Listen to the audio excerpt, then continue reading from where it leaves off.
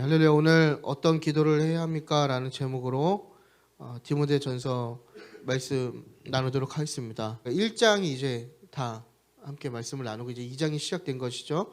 1장에서 이제 바울 사도가 디모데에게 에베소 교회에 있는 그 거짓 교훈에 대해서 경고하고 이제 복음이 무엇인가라는 것을 자신의 간증을 통해서 삶을 통해서 이야기함과 동시에 디모데에게 어떤 권면을 하냐면 그 말씀을 따라서 믿음과 착한 양심을 가지고 선한 싸움을 싸우라고 살라고 그렇게 이야기하는 것입니다.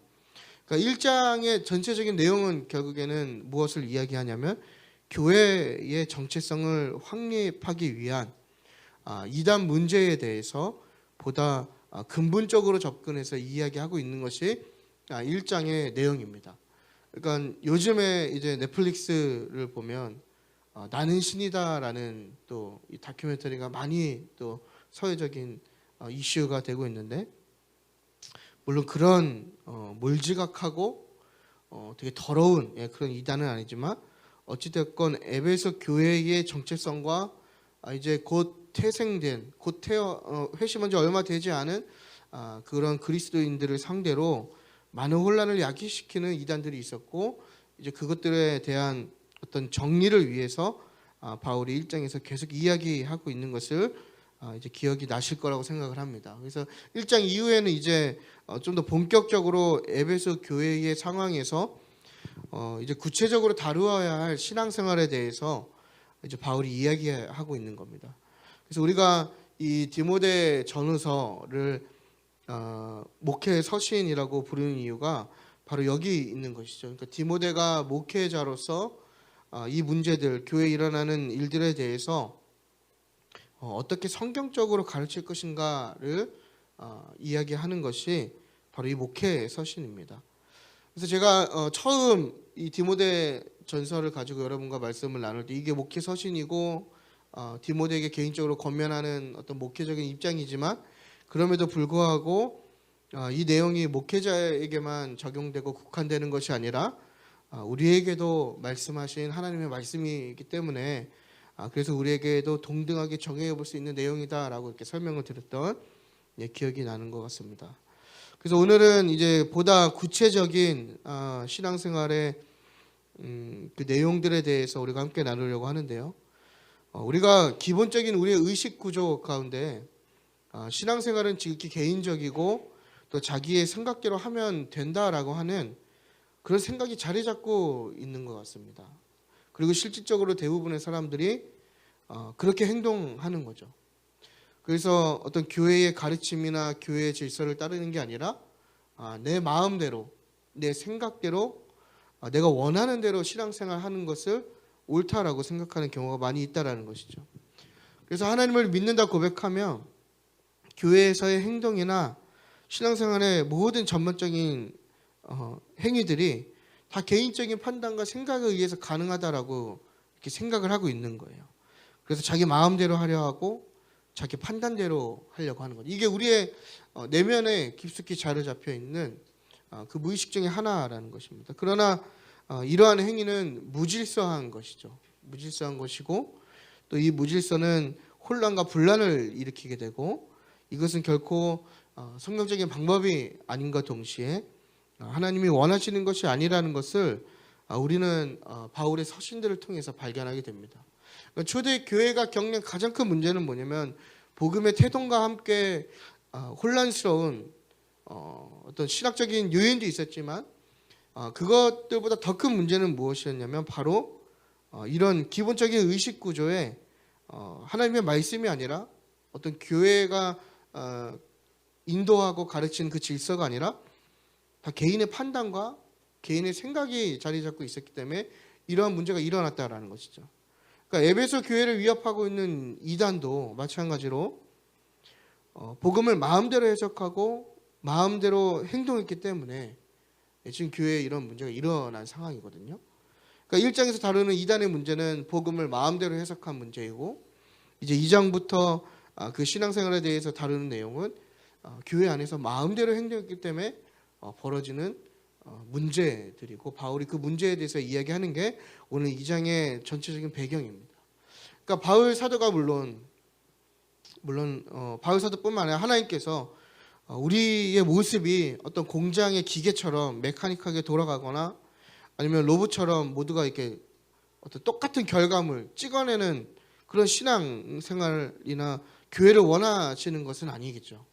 물론 하나님께서 우리에게 자유의지를 주셨고 그 안에서 우리가 선택할 수 있는 다양성을 존중하시고 또 하나님은 창조의 영이시기 때문에 우리가 성령님이 우리 안에 계시면 우리는 되게 창조적으로 변할 수밖에 없단 말입니다. 하지만 그 조건이 무엇이냐면 바로 말씀의 질서 안에서 자유로워야 된다라는 거예요. 그러니까 말씀 안에서 이게 굉장히 중요하거든요. 이 얘기가 뭐냐면 말씀의 가이드라인 안에서 자유해야 한다라는 얘기입니다. 하지만 많은 사람들이 신앙생활은 이 말씀 안에서 자유한 게 아니라 자유라는 표현을 너무 남용하다 보니까 그게 내 마음대로 해도 되는 줄 알고 있다라는 거예요. 예배를 드리는 것도 또 무언가 헌신하거나 섬기는 것도 또 우리의 어떤 신앙의 행위조차도 다 내 마음대로 내가 원하는 대로 하면 그것이 다 괜찮다고 이야기하는 건데 이것은 하나님이 원하시는 게 아니죠. 하나님께서 우리에게 말씀하신 자유는 무엇이냐면 그 말씀에 따라 그 안에서 누리는 자유함을 이야기하시는 겁니다. 그러니까 우리의 신앙생활이 어떻게 저는 이걸 방종함이라고 이렇게 표현을 하고 싶어요. 내 신앙생활이 방종한 게 아닌가. 내 마음대로 마치 조련되지 않은 말이 날뛰는 것처럼 내가 원하는 대로 하는 게 아닌가. 그래서 우리가 이것을 꼭 기억해야 합니다. 말씀 안에서 자유한 것. 그래서 오늘 본문이 바울이 이제 기도에 대해서 말하고 있는 내용인데요. 기도라는 것을 1차적으로 굉장히 중요하게 지금 이야기합니다. 그래서 먼저 이 바울 사도가 기도를 다루는 내용인데 이게 단순히 뭐 기도라고 해서 우리가 오늘 제목도 기도와 관련된 제목이지만 이걸 단순히 그냥 기도에 이렇게 적용하기보단 좀 더 포괄적인 의미와 또 그런 포괄적인 범위로 우리 신앙생활에 적용해 볼 수 있는 그 신앙의 원리를 다루고 있다라고 우리가 이해하면 조금 더 우리의 신앙생활이 더 유익해질 거라고 생각이 듭니다. 그렇다면 바울은 어떤 기도를 하라고 이야기하는가? 첫 번째 바로 모든 사람을 위해서 기도하라고 이야기하고 있습니다. 우리 1절을 다시 한 번 더 읽어보도록 하겠습니다. 시작. 그러므로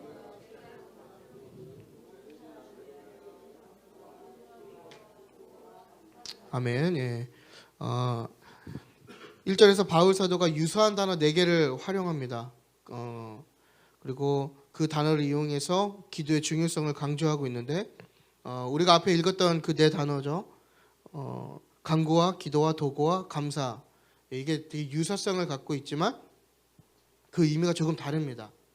그러니까 이게 기도와 관련된 단어이기도 하지만 이렇게 세부적으로 보면 조금 다른 의미를 갖고 있거든요. 간구라는 것은 우리가 어떻게 정의해야 할까요? 뭐 어떤 특별한 상황에 놓였을 때 필수적으로 할 수밖에 없는 간절히 필요로 하는 것의 성취를 위한 요청이라는 의미를 갖는 게 간구입니다. 우리가 흔히 주님께 간구한다, 간절히 구한다, 뭐 이렇게 이야기하는데 그러니까 우리의 필요를 요청하는 것을 간구라고 이야기하는 것이죠. 마음으로 간구하는 것도 있지만 대부분 우리가 언제 간구하냐면 기도를 통해서 하나님께 간구하지 않습니까? 내가 어려울 때에 내가 무언가를 필요로 할 때 마음에서 소원하는 것도 있지만 대부분 우리는 이 기도의 행위를 통해서 하나님께 나의 기도 제목을 아뢰고 간구한다라는 것을 우리는 알 수 있습니다. 두 번째는 기도라는 것인데 기도는 이 기도에 지금 사용된 헬라어 원어의 의미는 뭐냐면 무엇을 향하여 구하다 이런 뜻입니다. 이 얘기는 뭐냐면 성도가 일상생활에서 하나님께 드리는 일반적인 모든 종류의 기도를 통칭한다라고 우리가 이해하면 될 것 같아요. 그래서 모든 형태의 경건함을 아뢰는 행위가 바로 여기서 바울이 이야기하는 두 번째 기도라는 겁니다. 그래서 우리가 쉽게 생각하면 이 기도라는 게 무엇인가? 여기서 바울이 이야기하는 기도는 그냥 우리가 생각하는 그런 기도 있지 않습니까? 일반적으로 하나님께 하는 그 기도를 의미합니다. 세 번째 도고라고 하는 것이 있죠. 도고. 이것도 기도의 한 종류인데요. 여기서 이 도고가 갖고 있는 의미는 청원하다, 간구하다, 뭐 이런 비슷한 또 의미가 있지만 중요한 것은 뭐냐면 나를 위한 간구가 아니라 남을 위한 간구를 뜻하고 있습니다. 그러니까 도고라고 하는 것은 바로 다른 사람을 위한 중보 기도를 이야기하는 것이죠. 그래서 뭐 어떤 교단에서는 신학적으로 중보자 예수님이 한 분이신데 어떻게 우리가 중보 기도를 할 수 있겠느냐 뭐 이런 얘기도 하기도 하고, 또 중보 기도라는 단어가 틀렸다고 이야기도 하고, 뭐 다양한 뭐 해석들이 있긴 하지만 중요한 것은 뭐냐면 어떤 단어를 쓰던 간에 남들을 위해서 무언가 구하고 기도하는 것은 우리가 만들어내는 것이 아니라 하나님이 원하시는 기도라는 것을 우리가 좀 이해했으면 좋겠습니다. 그리고 마지막은 이제 감사라고 하는 것인데, 이 감사는 하나님으로부터의 받은 축복들에 대해서 인간이 감사히 여기는 형식으로 하나님께 돌려드리는 기도를 의미합니다. 그러니까 하나님께 받은 것을 감사하며 돌려드리는 것이죠. 그러니까 바울은 이 네 개의 단어를 통해서 기도의 중요성을 우리에게 계속 강조하고 있는데, 이 네 개 중에 특히 바울의 모든 그 신학 사상 가운데 강조하는 것이 하나가 무엇이냐면 바로 감사에 대해서 강조한다라는 것입니다. 그러니까 여러분 기도 많이 하시죠? 우리 기도를 많이 하는데 바울이 강조하는 것은 뭐냐면 감사에 대한 기도를 우리에게 굉장히 강력하게 강조하고 있다라는 거예요. 그래서 다른 서신서들을 보면 감사하라고, 감사 기도를 하라고 계속 강조하고 있고, 또 그것들이 그냥 기도뿐만 아니라 실질적인 삶을 통해서 하나님께 감사를 올려드리라고 지금 강조하고 있는 게 바울의 전반적인 신학 사상입니다. 이 얘기는 뭐냐면 에베소 교인들에게도 또 우리들에게도 감사에 대한 기도를 강조하고 있다는 것이죠. 그러니까 간구, 기도, 도구는 다 우리가 하나님께 어떤 필요를 요청하는 기도라고 굳이 정의한다면, 감사만큼은 우리가 하나님께 받은 것에 대해서 올려드리는 기도이지 않습니까? 무언가를 요청하는 게 아니라 나의 마음을 하나님께 드리는, 표현하는 그런 기도란 말이죠.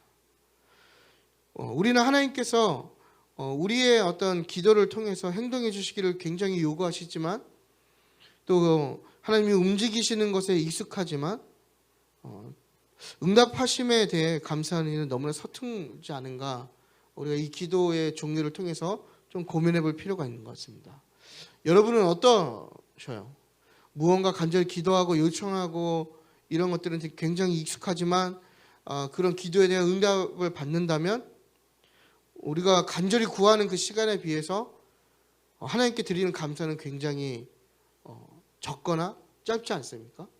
우리의 마음의 소원을 두고 막 간절히 금식하고 응답해 줄 때까지 며칠씩 기도하고 간절히 매달리고, 그죠? 때로는 하나님께 딜하는 것처럼 내 기도 제목이 이루어진다면 내가 이렇게 살겠습니다 결단하고 많은 내용들을 하나님께 올려드리지만 정작 그것들이 이루어진다면 하나님 감사합니다, 혹은 하나님께 영광을 돌립니다, 이 두 표현으로 그 많은 시간들과 이렇게 비슷하게 여기지 않는지 우리의 기도를 돌아봐야 한다는 것입니다. 그러니까 바울이 이것을 지금 강조하는 것이죠. 그러니까 우리의 기도가 구하는 것도 중요하지만 우리의 기도가 감사 기도가 더 충만해질 때 그것이 복된 삶이고 그것이 건강한 기도라는 것을 바울이 우리에게 이야기해주고 있는 것입니다. 그래서 저와 여러분의 기도의 내용이 하나님께 더욱더 감사가 많아지는 기도가 되었으면 좋겠습니다. 구하는 만큼 감사가 많아지는 기도. 나아가서 하나님께서 무언가 들어주지 않으셔도 감사할 수 있는 기도.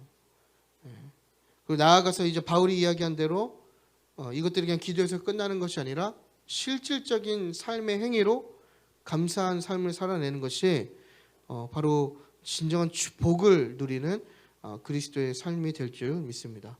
바울이 왜 이 기도를 첫 번째로 권하고 또 감사를 강조할까요? 우리가 이렇게 질문할 수 있는데 그 이유는 뭐냐면 기도는 그리스도인의 궁극적인 방어가 되기도 하고 공격이 되기도 하기 때문입니다.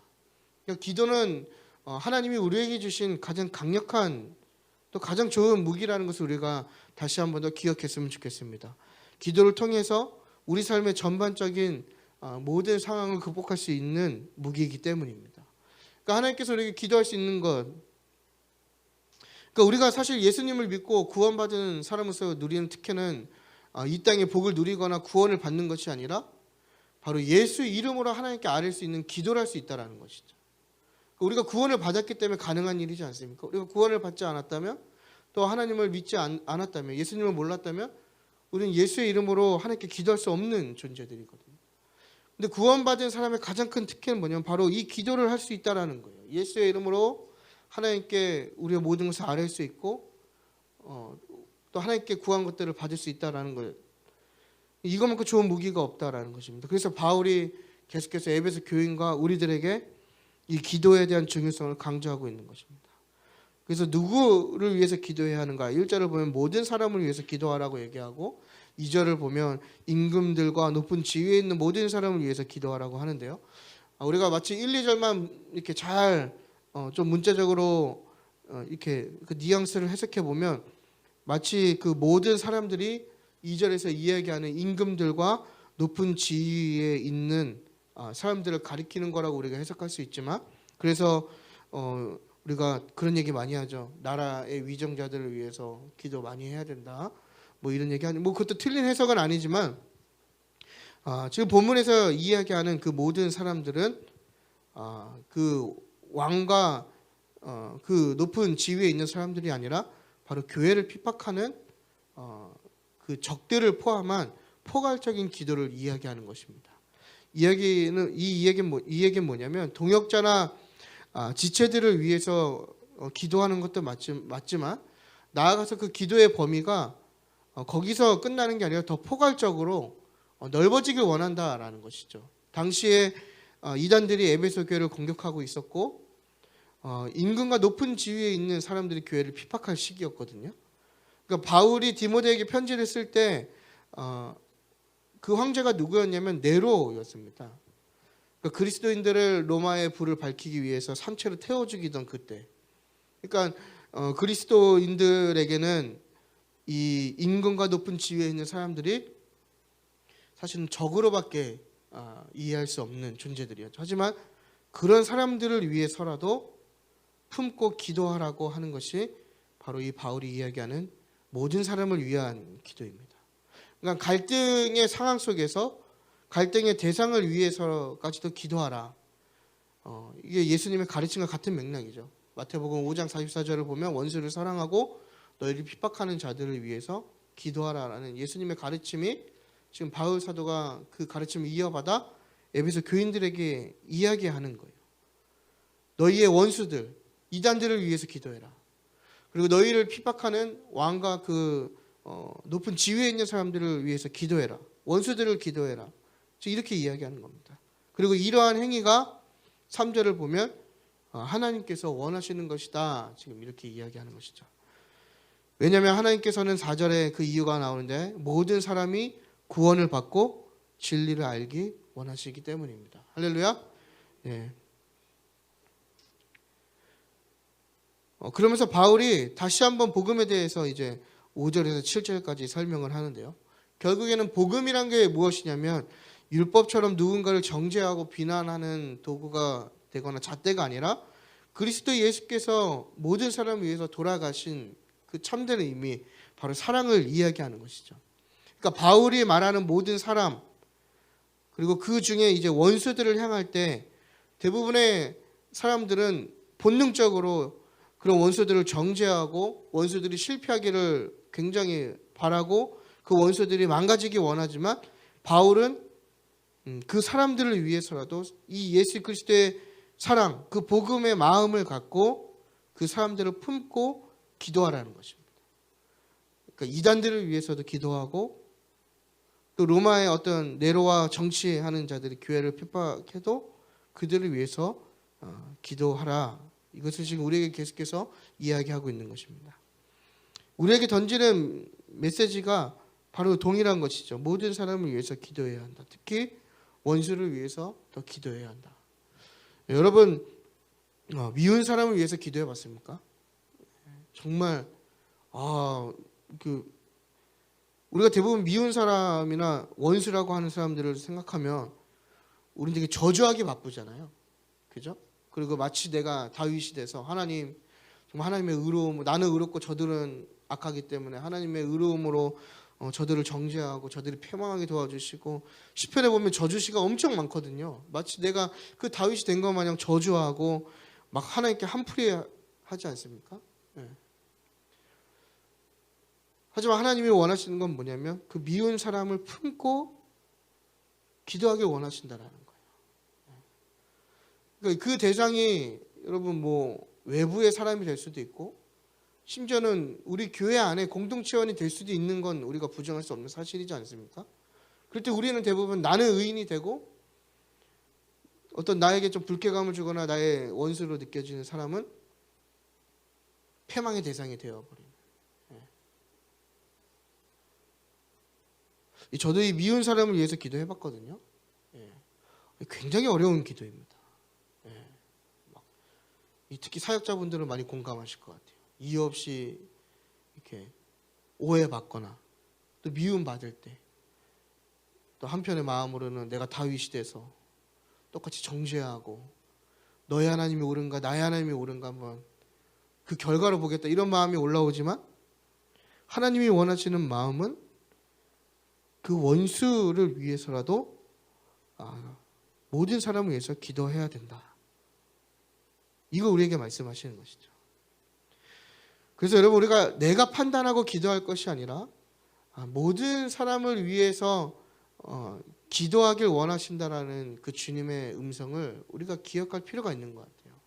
그래서 오늘 이 말씀을 듣는 저와 여러분의 기도의 범위가 더 넓어졌으면 좋겠습니다.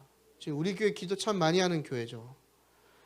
그리고 또 이렇게 작은 기도 모임들이 많은 교회이지만, 더 나아가서 이제 그거에 대한 더 확장의 범위가 어디냐면 바로 원수들을 위해서 기도하는 거, 모든 사람들을 품고 기도하는 거, 그것이 바로 주님이 원하신다라는 것을 우리가 기억했으면 좋겠습니다. 그래서 그리고 그 기도를 통해서 결국엔 원수들에게 복음이 전해질 것이고, 그들이 또 그 전해진 복음을 통해서 예수 그리스도의 사랑을 경험할 때 똑같은 우리와 한 형제 자매가 될 것을 우리가 믿으면서 우리가 모든 사람을 위해서 기도했으면 좋겠습니다.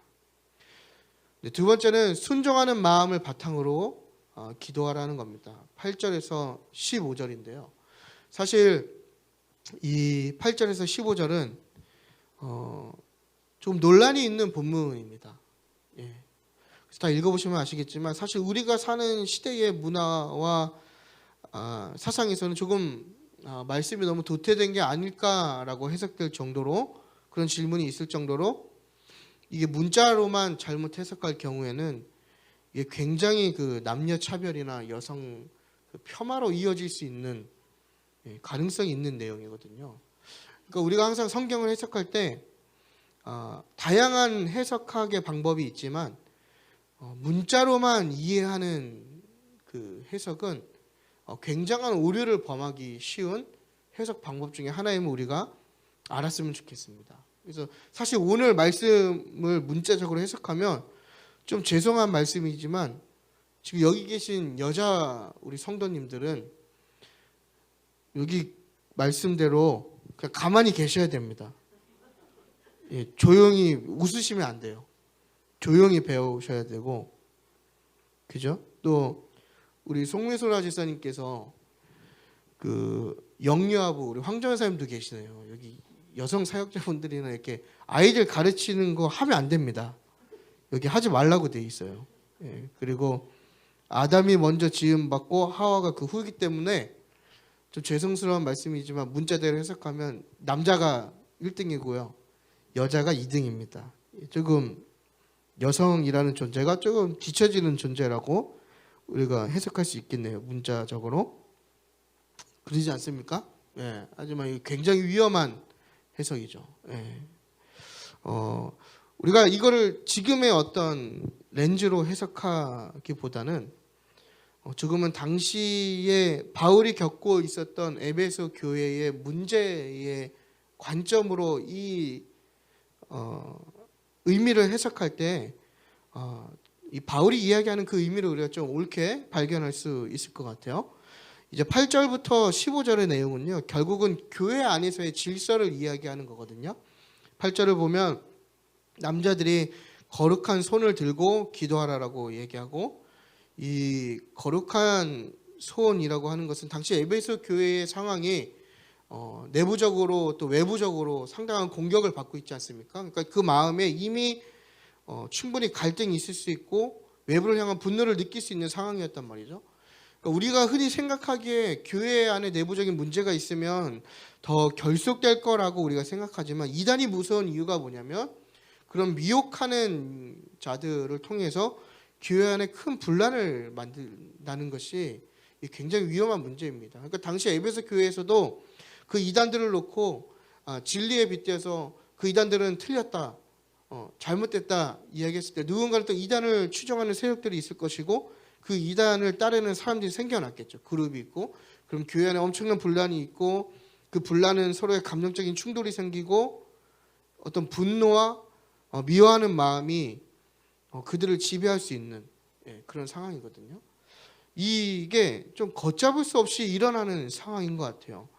제가 대학교에 입학했을 때 그 어떤 상황이었냐면 저희가 바로 이러한 상황이었거든요. 이단이 들어온 건 아니지만 학교에 이제 학내 사태가 일어나서 막 교수들이 나눠지고 뭐 누가 옳으니 해서 뭐 이쪽은 뭐 누구파 이쪽은 누구파 막 이렇게 갖고 서로를 미워하고 서로를 향해 분노하고 막 약간 좀 웃긴 얘기였지만 서로 기도 배틀도 되게 웃기게 해요.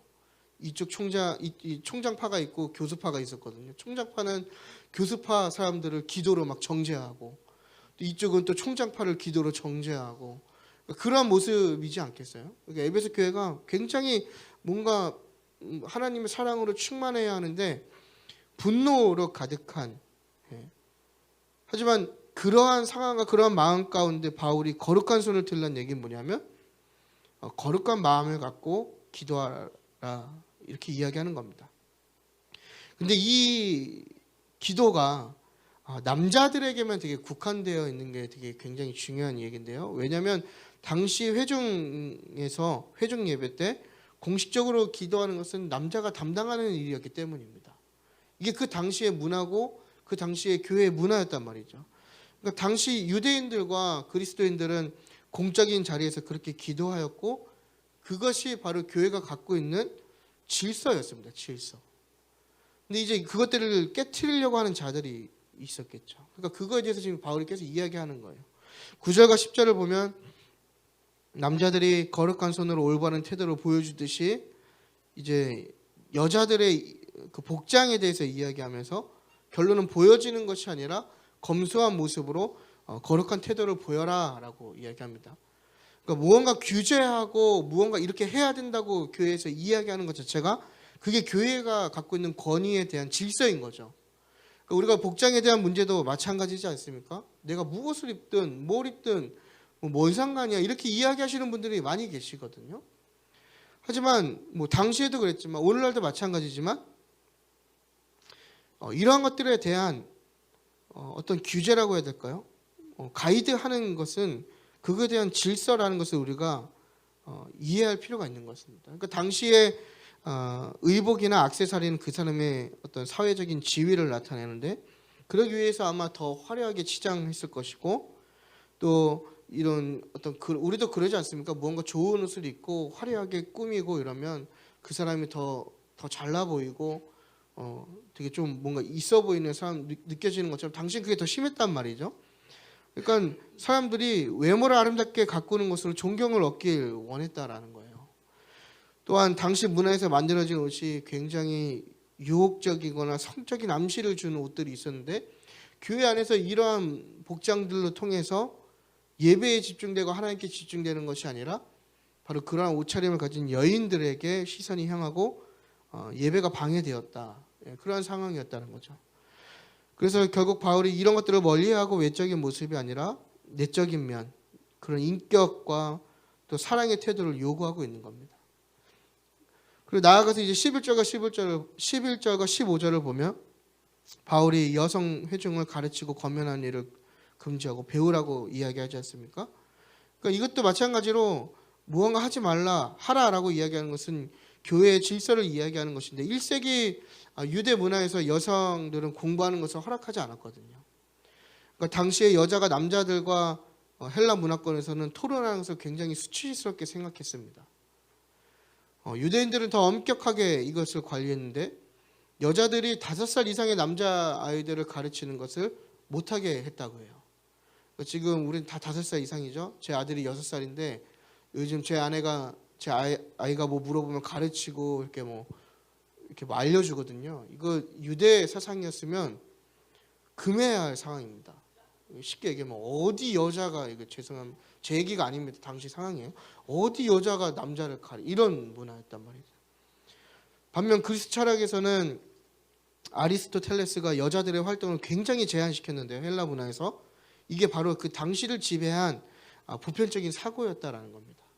그래서 바울은 여자라는 그 존재를 가르침을 받을 수 있는 지체로 인정하면서 그리스도인 여성들이 성경 공부를 하는 것에 있어서 남자들과 동등한 권리를 주었고, 그래서 여성들이 보다 그 사회 문화 속에서 자유함을 누렸는데 왜 이런 자유함 속에서 바울이 여성들이 공부를 가르치는 것을 금지시켰느냐? 바로 이 상황 속에서 부작용이 나왔기 때문이라는 거예요. 그러니까 회심한 유대 여인들이 그전까지는 굉장히 억눌렸던 삶을 살았지 않습니까? 무언가를 가르칠 수도 없고 배울 수도 없는 그런 여인들이 이 복음을 통해서 자유를 맛보게 되니까 그 자유를 경험하고 나서부터 이 자유를 내세우면서 교회의 예배 질서를 굉장히 무너뜨리고 있는 상황이 에베소 교회에 벌어졌단 말이죠. 그러니까 뭐 당시 교회를 감독하는 이제 디모데가 있지 않았겠습니까? 디모데가 있고 여러 직분자들이 있었으면 그런 어떤 교회의 어떤 질서와 가르침을 수용하고 받아들여야 하는데 이 자유를 맛본 사람들이 나만의 복음을 갖게 되는 거죠. 그러면서 그런 것들을 다 무시하게 되는 거예요. 그래서 어떤 가르침과 질서를 다 무시하고 내 마음대로 행하는 그런 문제가 발생했기 때문에 바울이 여성들의 어떤 가르침을 지금 금하고 있는 상황인 겁니다. 그러니까 이거는 어떻게 따지고 보면 어떤 존재의 가치를 두고 이야기하는 것이 아니라 교회의 질서를 두고 지금 이야기하는 것이죠. 또 다른 여성들의 부류는 당시 1세기에는 사원에 창녀라고 하는, 그렇죠? 매춘부가 있지 않았습니까? 그런 사람들이 회심하기도 하고 또 과부나 믿음이 약한 여성들이 또 회심했기 때문에 이런 거짓 선생들이나 잘못된 신앙을 가진 사람들로부터 좀 더 안전하게 하기 위해서 이런 배움이 많은, 그나마 배움이 있는 남성들을 통해서 가르치고자 한 것입니다. 그러니까 이 본문을 가지고 뭐 이렇게, 근데 이게 사실 그 부부 상담, 기독교 부부 상담을 제가 이제 공부하고 있는데 이게 실질적으로 21세기에도 벌어지는 사건 중에 하나입니다, 여러분. 이 굉장히 성경을 문자적으로 읽다 보면 여자는 굉장히 천한 존재이고 남자는 굉장히 우월한 존재로 표현되거든요. 그래서 그런 어떤 상황이나 문화적인 배경은 따지지 않고 실질적으로 가정 안에서 그렇게 사시는 분들이 굉장히 많다라는 거예요. 심지어 목회자들 가정도 그런 경우가 많이 있다라는 겁니다. 근데 바울은 그걸 이야기하는 게 아니라는 거예요. 그건 잘못된 해석이라는 거죠. 이건 어떤 존재의 가치를 두고 이야기하는 것이 아니라 바로 교회의 혼란을 막기 위한 그 질서라는 것을 우리가 이 본문을 그렇게 이해했으면 좋겠습니다. 8절에서 15절의 내용은 개인적인 생각이나 어떤 행동을 넘어서 교회의 질서를 바로잡기 위한 그 태도를 요청하는 내용들이고 바울은 이에 순종하기를 우리에게 권면하고 있는 것입니다. 그래서 1절과 7절과 연결되어서 순종하는 마음을 바탕으로 너희들이 기도해야 된다, 이렇게 이야기하는 것이죠. 네, 결론입니다, 여러분. 이제 바울이 1절에서 7절은 어떤 대상을 위해서 기도해야 하는 것인가 이야기하고, 이제 8절부터 15절은 어떠한 마음을 바탕으로 기도해야 하는가 우리에게 지금 이야기하고 있습니다. 기도라는 행위를 하는 것도 중요하지만 그와 함께 마음의 태도가 중요하다라고 지금 바울 사도는 우리에게 이야기하는 것입니다. 우리가 기도를 할 때 굉장히 열심히 기도하지 않습니까? 무언가 하나님과의 나와의 관계 속에서 우리가 굉장히 열심히 기도하지만 때로는 그것에 너무 빠진 사람들의 오류가 무엇이냐면 바로 이 순종하는 마음을 잃어버릴 때가 많이 있다라는 거예요. 제가 늘 경계하고 오늘 새벽에도 여러분께 드린 말씀인 것 같지만 우리가 하나님의 뜻을 어떻게 분별할 수 있냐라는 거예요. 과연 내가 기도했을 때 그것이 하나님의 응답인지, 과연 이게 하나님이 주신 마음인지 내가 그것을 어떻게 분별할 수 있냐라는 것이죠. 많은 사람들이요, 기도를 좀 오래 하다 보면 내 음성을 하나님의 음성이라고 착각할 때가 많이 있거든요. 그래서 하나님의 이름을 앞세우고 하나님이 그러셨다고 하면서 얼마나 몰상식하고 얼마나 비이성적으로 행동하는 사람들이 우리 그리스도인들 가운데 많은지 몰라요. 그때 우리가 그 하나님의 음성을 어떻게 분별할 수 있느냐? 바로 순종하는 마음이 우리에게 있냐라는 거예요. 여러분, 오늘날 이 신앙생활이라고 표현할게요. 신앙생활의 가장 큰 권위는, 가장 먼저 된 권위는 어디 있죠? 바로 성경이죠. 성경. 교회보다도 성경이 더 높은 권위입니다. 그리고 그 아래 교회라는 두 번째 권위가 있는 것이고, 우리는 그 교회가 제시하는, 말씀을 근거로 한 교회가 제시하는 그 질서에 나는 순종하고 있느냐를 우리가 물어봐야 되는 거예요. 내가 기도를 열심히 한다고 해서 그게 하나님의 음성으로 우리가 쉽게 판단하고 기도한다라고 이야기하는 것이 아니라, 그러한 기도 가운데 교회에서 이야기하는 그 질서에 내가 순종하고 따르고 있냐라는 걸 돌아봐야 한다는 것이죠. 그게 응답이라는 거예요.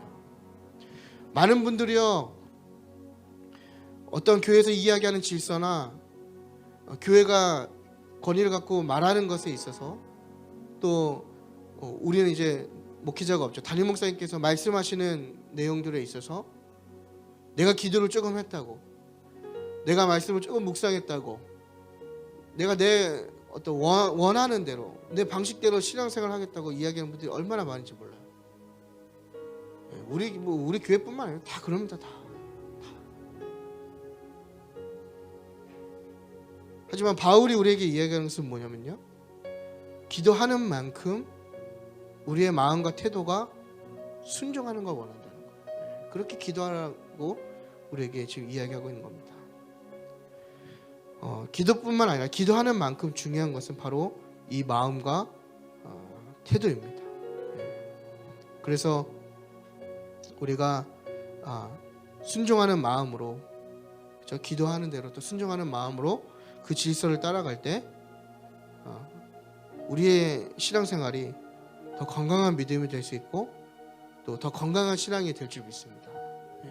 여러분, 그래서 꼭 기도 많이 하시는 만큼 또 말씀에, 그리고 또 교회에 정말 그 질서를 파괴하지 않는 순종된, 좀 깊이 있는 그리스도인들이 되시기를 축복합니다.